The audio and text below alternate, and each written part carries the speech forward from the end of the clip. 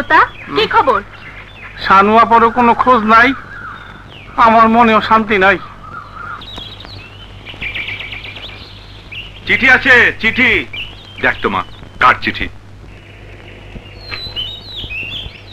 আশরাফ আঙ্কেলের চিঠি। তাই নাকি রে? পড় তো মা, কি লিখেছে।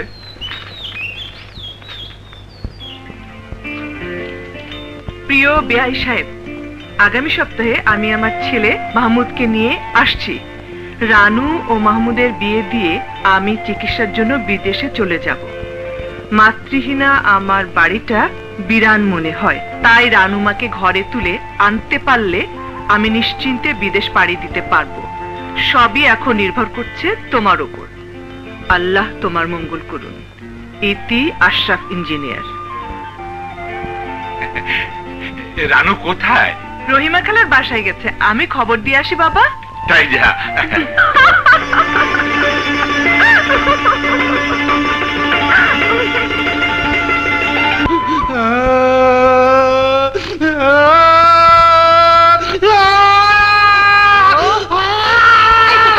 তুই কাঁদছিস কেন?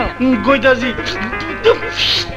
আজ রানু আপার বিয়া, কদিন বাদে হইব শানু আপার বিয়া।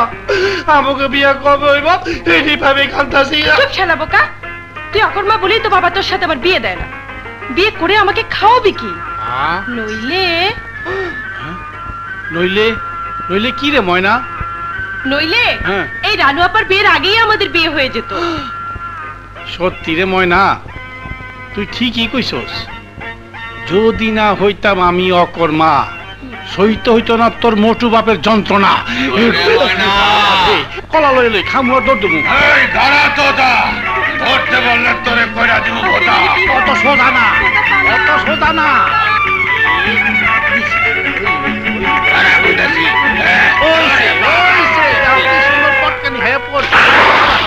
বাবা তুমি কাম করো, এই কলাটাও খাও, এই মাছ ধরো আর কলা খাও। বাবাটা কি হইব না, আমার বাবার কিছু হইব না, গায়ে তেল আছে, বাইসা থাকবো। শানু আপা, কি ব্যাপার? তুমি কোথায় যাইতেছো? তোতা। শানু আপা, তুমি কাঁদতেছো কেন? কি হয়েছে? রানু আপা আমাকে ছেড়ে চলে যাবে, এটা আমি সহ্য করতে পারছি না। আমাকে একটু একা থাকতে দে। তুই যা, ওদিকে দেখ। আমি ওদিকে কেমনে যাবো? ওই মোটকু আমারে দেখলি খালি দাবরানি দেয়। কে? ওই যে ময়নার বাপ মোটকু। এতক্ষণে নিশ্চয়ই বাবা আমাকে খুঁজছেন। তুই যা, ওদিকে সামাল দে। আরে যাই। আল্লাহ, ওই মোটকু নজর থেকে আমার চোখ মুখ নাক মুখ দাঁত বাঁচাই রাখো। আমি খুঁজবো উপরে না নিচে? নিচে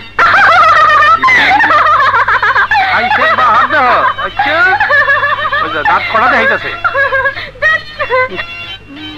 আর কোন দিক দিয়ে ঘুমু? এদিক দিয়ে গেলে রুম, ওদিক দিয়ে গেলে রুম। কিরে ময়না, কথা কষ্ট কেন? ও মোর ভাই শানু আপারে নিয়ে আইতাছে তো? না, কাউরে দেখা যাইতেছে না। খারা, আমি উপরে আইতাছি, দুজনে মিলে দেখবো।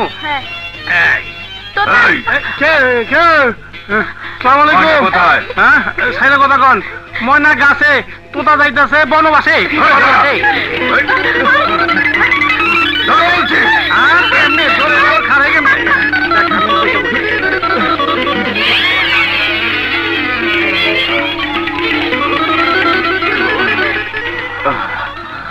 খামাখা আমার দৌড়াইলো শালা। কোন শালা রে ভাই?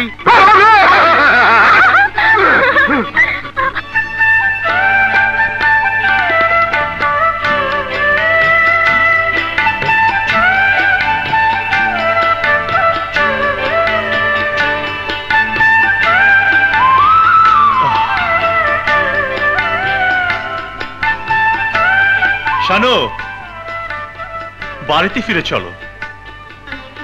আমি পুলিশের ট্রেনিং শেষ করে এসেছি। আমার ঊর্ধ্বতন কর্মকর্তার সাথে আলাপ হয়েছে, বেলগাতলায় পোস্টিং নিয়ে আসছি। তোমার আর কোনো চিন্তা নেই। ওমরও তো পুলিশের লোক, যে পুলিশকে আমি বিশ্বাস করি না। ওমর আইনের দোহাই দিয়ে আমার কাজে বাধা দিতে পারে। তাহলে আমার প্রতিশোধ নেওয়া হবে না। না না, আমি ওমরের কোনো কথাই শুনবো না। কিন্তু কথাটা ওকে বলবো কেমন করে? কি ভাবছো শানু? ওমর, আমি তোমার সঙ্গে যাব না। যাবে না? তাহলে থাকবে কোথায়? কেন, এখন যেখানে আছি সেখানে। কিন্তু এভাবে পরের বাড়িতে আর কতদিন থাকবে তুমি? তোমার দৃষ্টিতে ওনারা পর হতে পারেন, কিন্তু আমার কাছে ওনারা আপনের চেয়েও বেশি।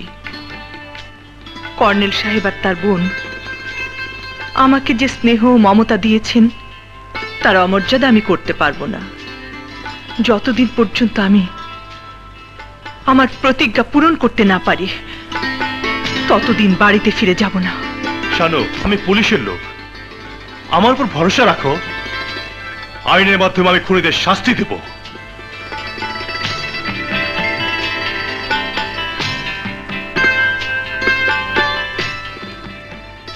শানু, আমার কথা বুঝতে চেষ্টা করো।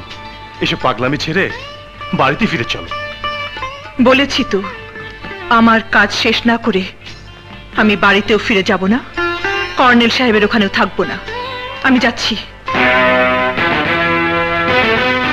শানু, দাঁড়াও শানু, যেও না, দাঁড়াও শানু। আমাকে মনে রেখো না, তোমার পথ অন্য, আমার পথ ভিন্ন।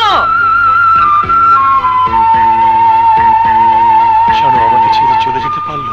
কি ব্যাপার ওমর ভাই, শানু আপা আসেনি? না, সে আসবে না। তাহলে এখন কোথায় আছে শানু আপা? সে যেখানে আছে ভালোই আছে।